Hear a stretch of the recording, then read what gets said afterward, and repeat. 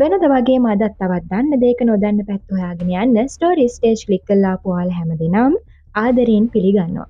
ඔගොල්ලෝ තම්බේල් එකේ දැක්ක විදිහට අද මම කතා කරන්න බලාපොරොත්තු වෙන්නේ මේ මැද පෙරදිගට උතුරන්න තරම් තෙල් නීදි හම්බුනේ කොහොමද කියන එක ගැන. මේක අපිට ස්වභාව සෞන්දර්යයෙන් එහෙම නැත්නම් මේ ස්වාභාවික ලෝකයෙන් අපිට ලැබුණු දායාදයක් නේ. මිනිසාගේ ප්‍රයෝජනයට එහෙම නැත්නම් මේ ස්වභාව සෞන්දර්යයේ තියෙන විශේෂත්වය නිසාම ලැබුණු දෙයක් තමයි මේ තෙල් කියලා කියන්නේ. හැබැයි මේක හම්බුනේ කොහොමද? මේවා මේ මැද පෙරදිගට විතරක් උතුරන්න ලැබිලා තියෙන්නේ ඇයි? අනික් රටවල වලට ලැබිලා නැත්තේ ඇයි කියන එක ගැන තමයි අද මම මාතෘකාව විදිහට කතා කරන්නේ. ඉතින් තවමත් channel එක subscribe කරලා නැත්නම් අනිවාර්යයෙන්ම channel එක subscribe කරන්න.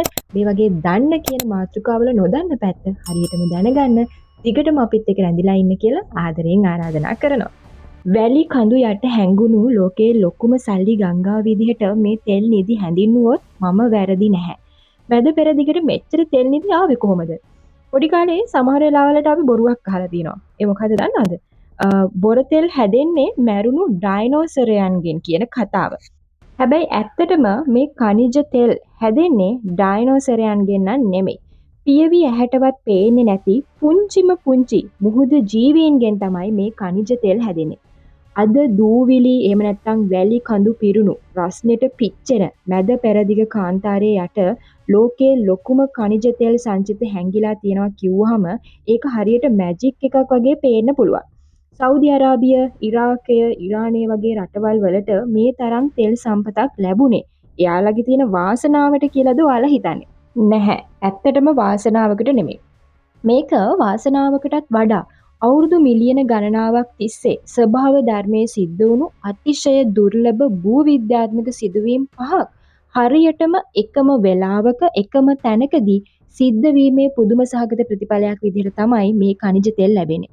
අදින් අවුරුදු මිලියන 100කට වගේ විතර කලින් අද අපි දකින මේ මැද පෙරදිග කාන්තාරය සම්පූර්ණයෙන්ම වැහිලා තිබුණේ ටෙතිස් කියන දැවැන්ත උණුසුම් සාගරයෙන්. මේක නිකම් මුහුදක් නෙමෙයි. නොගැඹුරු ඒ වගේම නිස්කලංක වගේම ගංගා වලින් ගෙනාපු ඛනිජ ලවණ වලින් පිරීලා තිබුණු මුහුදක් විදිහට තමයි මේක හඳුන්වන්නේ. ඉතින් මෙන්න මේ මුහුදේ ප්‍රවාංග ඒ වගේම ඇල්ගී වගේ ශුද්ධ ජීවීන් ට්‍රිලියන ගාණක් හැදිලා තියෙනවා. මේ සත්තු මැරුණට පස්සේ ඒ සත්තුන්ගේ සිරුරු හිමිහිට මුහුදු පතුලට ගිලිලා තියෙනවා. සාමාන්‍යයෙන් සතෙක් මැරුණාම කුණු වෙලා යනවනේ. හැබැයි මේ ටෙතිස් මුහුදු පතුලේ ඔක්සිජන් තිබුණේ නැහැ. ඉතින් ඔක්සිජන් නැති නිසා මේවා කුණු කරලා දාන්න පුළුවන් ස්වායු බැක්ටීරියා වලට ජීවත් වෙන්න බැරි වෙලා තියෙන පරිසරයක් තමයි ගොඩ නැගිලා තියෙන්නේ. මෙන්න මේ හින්දා සිරුරු කුණු වෙලා විනාශ වෙලා යන්නේ නැතුව ඒගොල්ලන්ගේ ඇඟවල් ඇතුලේ තිබුණු කාබන් ඒ විදිහටම මුහුදු පතුලේ දැවැන්ත තට්ටුවක් විදිහට තැම්පත් වෙලා තියෙනවා. මෙන්න මේ විදිහට එකතුණු මල සිරුරු තට්ටු උඩට කාලයක් යද්දි ගංගා වලින් ගෙනාපු වැලි, මඩ, ඒ වගේම ගල් තට්ටු එකතු වෙන්න අරගෙන තියෙනවා. ඉතින් මේවා මේ කිලෝමීටර් ගාණක් ඝනකමට එක පිට එක හැදෙද්දි මේ යට තියෙන ප්‍රවාංග තට්ටුවට දැවැන්ත පීඩනයක් ඒ වගේම රස්නයක් ඇවිල්ලා තියෙනවා. මේක මම ඔයගලන්ට තවත් සරලව කියනවා නම් හරියට මේක ප්‍රෙෂර් කුකර් එකක් වගේ. ස්වභාව ධර්මයෙන්ම ලොකු ප්‍රෙෂර් කුකර් එකක් මෙන්න මේ ස්ථානයට ලැබිලා තියෙනවා. සාමාන්‍යයෙන් තෙල් හැදෙන්න නම් මේ රස්නය හරියටම සෙල්සියස් අංශක 60ත් 120ත් අතර තියෙන්න ඕනේ. මේකට කියන්නේ ඔයිල් වින්ඩෝ කියලා. මේ තට්ටුව පොළව මතු පිටට කිට්ටුවෙන් තිබුණොත් රස්නය මදි වෙලා මේක නිකන් ඝන මඩ ගොඩක් විදියට ඉතුරු වෙනවා. හැබැයි ඕනවට වඩා යටට ගිහින් රස්නය වැඩි වුණොත් මේවා පිච්චිලා ගිහින් ඛනිජ තෙල් වෙනුවට ස්වාභාවික ගෑස් බවට පත් වෙනවා. ඉතින් මේ මැද පෙරදිග භූමිය යට තිබුණේ හරියටම මේ ඛනිජ තෙල් හැදෙන්න ඕන කරන නියමම උෂ්ණත්වය සහ ගැඹුර. ගොඩක් අය හිතන් ඉන්නේ මේ භූමිය යට තියෙන ඛනිජ තෙල් තියෙන්නේ ලොකු ගුහා ඇතුලේ. එහෙම නැත්නම් ලොකු විල් වගේ කියලා. හැබැයි ඇත්ත ඒක නෙමෙයි. ඛනිජ තෙල් හැංගිලා තියෙන්නේ හුණු ගල් සහ වැලි ගල් වල තියෙන පියවි ඇහැට පේන්නේ නැති පුංචි සිදුරක් ඇතුලේ. ඉතින් අර හැදුණු තෙල් ටික හිමිහිට උඩට ඇවිත් මේ ගල් අස්සේ පිරෙනවා. මැද පෙරදිග තියෙන මේ හුණු ගල් තට්ටු හරියට දැවැන්ත ගල් ස්පොන්ජ් එකක් වගේ. ගොඩක් සිදුරු තියෙනවා. මේ ගල් වලට පුළුවන් ඛනිජ තෙල් බැරල් බිලියන ගාණක් එකපාර උරාගෙන තියාගන්න. මේක මැද පෙරදිගට ස්වභාව ධර්මයෙන්ම ලැබුණු තවත් ලොකු වාසියක්. ඛනිජ තෙල් කියලා කියන්නේ වතුරට සහ ගල් වලට වඩා බරින් අඩු ද්‍රව්‍යයක්. ඉතින් මෙන්න මේ නිසා තෙල් හැම තිස්සෙම උත්සාහ කරන්නේ පොළව මතු පිටට එන්න.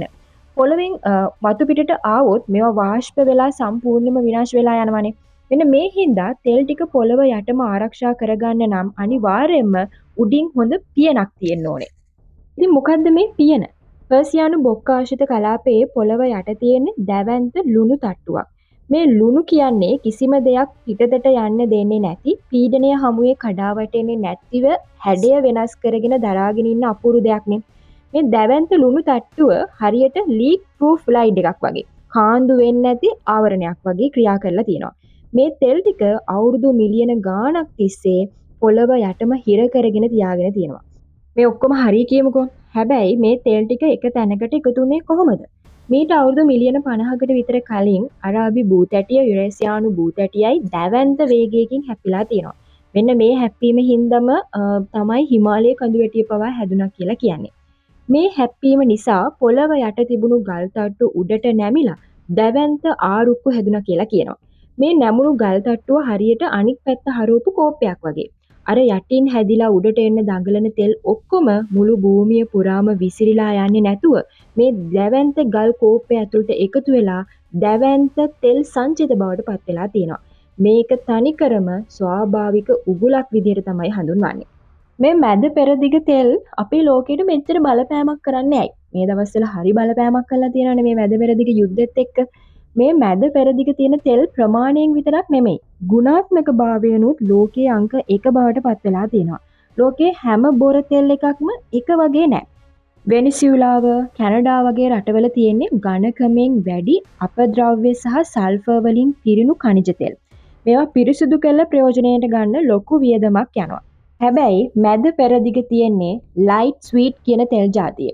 මේවායේ සල්ෆර් අඩංගු වෙන්නේ ගොඩාක් අඩුවෙන්. ඒ වගේම බොහොම පිරිසිදුයි. මෙන්න මේ නිසා තෙල් වලින් පෙට්‍රල්, ඩීසල් ඒ වගේම ජෙට් ඉන්ධන හදන්න යන වියදම සහ ශක්තිය ගොඩක් අඩුයි. ඉතින් මෙන්න මේ හේතුව හින්දාම ලෝකයේ හැම රටක්ම මැද පෙරදිග තෙල් වලට මේ තරම් කෑදර වෙන්න හේතුවක් වෙලා තියෙනවා. මේ මැද පෙරදිග යුද්ධෙත් එක්ක ප්‍රධානම මාතෘකාව වෙලා තියෙන ඇමරිකාවනේ. ඇමරිකාව වගේ රටවල තෙල් තියෙන්නේ මුහුද යට. ගොඩක් ගැඹුරින්. එමත් නැත්නම් ගල් අස්සේ හිර වෙලා. මෙන්න මේ හින්දා ඒ වගේ රටවල් වල තෙල් පොළවෙන් උඩට ගන්න වියදම් අධික තාක්ෂණයක් පාවිච්චි කරන්න වෙනවා. ඇමරිකාවේ තෙල් බැරලයක් පොළවෙන් උඩට ගන්න ඩොලර් 40ත් 60ත් අතර ලොකු මුදලක් වියදම් වෙන්නේ අන්න ඒක හින්දා. හැබැයි මැද පෙරදිගට ඒ ප්‍රශ්නේ නැහැ. මැද පෙරදිග තෙල් තියෙන්නේ පොළව මතු පිටට ගොඩක් කිට්ටුවෙන්. ඒ වගේම මේ තෙල් සංචිත ඇතුලේ තියෙන අධික ස්වාභාවික පීඩනයේ හින්දාම පොළව හිල් කරලා බටයක් දැම්ම ගමන් තෙල් නිකම්ම උඩට විදිනවා. මේ හින්දා සෞදි අරාබිය වගේ රටකට එක තෙල් බැරලයක් පොළවෙන් උඩට ගන්න යන්නේ ඩොලර් 10කටත් වඩා අඩු මුදලක්. ලෝක වෙළඳපොලේ තෙල් මිල තීරණය කරන ඒකාධිකාරිය මැද පෙරදිග රටවලට ලැබිලා තියෙන්නේ ඔවුන්ගේ නිෂ්පාදන වියදම මේ තරම් අඩු හින්දා. අවසාන වශයෙන් ගත්තොත් මැද පෙරදිග කියන්නේ නිකන් තෙල් පිරුණු තැනක් නෙවෙයි. ඒක khනිජ තෙල් හැදෙන්න ඕන කරන මූලාශ්‍රය, ගබඩා වෙන තැන, පිට වෙන්න නොදී තියාගන්න පියන සහ එකතු වෙන උගුල කියන අතිශය දුර්ලභ කාරණා හතරම එකම තැනකට එකම වෙලාවක අහමු විදියට එකතු වුණු ලෝකයේ තියෙන සුපර් බේසින් එකක් විදිහට තමයි හඳුන්වන්න පුළුවන් වෙන්නේ. අද අපි දකින මේ මැද පෙරදිග කියලා කියන්නේ දූවිලි සහ දැවෙන අවුව පිරුණු අහස උසට ගොඩනැගිලි තියෙන කාන්තාරයක් වෙන්න පුළුවන්. හැබැයි ඒ වැලි කඳු යට හැංගිලා තියෙන්නේ මීට අවුරුදු මිලියන 50කට කලින් ලෝකයෙන් අතුරුදහන් වුණු මහා සාගරයක ජීවත් වුණු ශුද්‍ර ජීවීන්ගේ හිර වුණු ශක්තිය. ඒක තමයි අද මුළු ලෝකයම දුවවන බලවේගය වෙලා තියෙන්නේ. ඉතින් මේ ගැන අදහස් පහලින් කමෙන්ට් කරන්න. මේ වගේම තවත් දන්න දෙයක නොදන්න පැත්ත අරගෙන එනකන් channel එක subscribe කරලා අපිත් එක්ක දිගටම රැඳිලා ඉන්න.